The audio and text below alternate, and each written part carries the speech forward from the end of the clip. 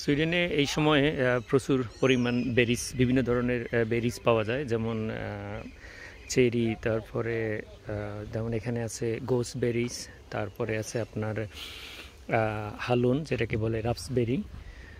তারপর এটা আজকে আমি একটা যেটা কালেক্ট করব, এটার নাম হচ্ছে সুইডিশ বলে রোদ বিট, এটাকে সুইডিশে বলে হচ্ছে বিনবের, রোদ বিনবের, অর্থাৎ লাল। এটা তিন ধরনের নর্মালি হয়ে থাকে, একটা আছে সাদা, একটা হচ্ছে কালো। তো আমি আজকে রেড কুরান্ট, এটা যেটা রোদ বিনবের, এটা সংগ্রহ করব।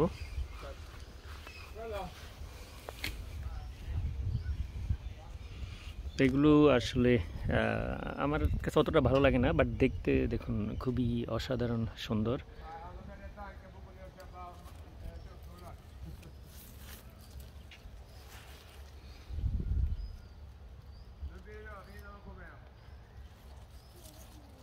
তো এগুলো বিভিন্নভাবে খাওয়া হয়। একটা হচ্ছে আপনি এভাবে সরাসরি খেতে পারেন, তারপরে স্মুথি কিংবা জুস করে খাওয়া যায়।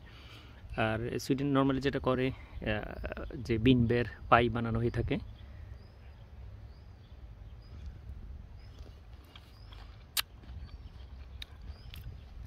একটু টক টক, বাট টেস্ট খারাপ না।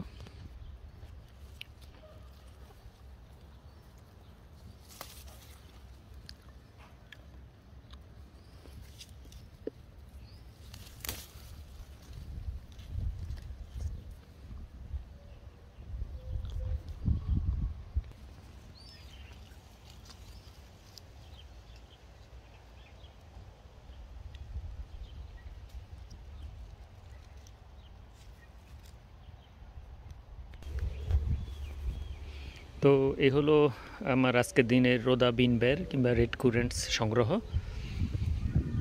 যখন ধরে এই গাছগুলোতে আসলে প্রচুর পরিমাণে ধরে। তো আজকে পর্যন্তই, ভালো থাকবেন, আল্লাহ হাফেজ।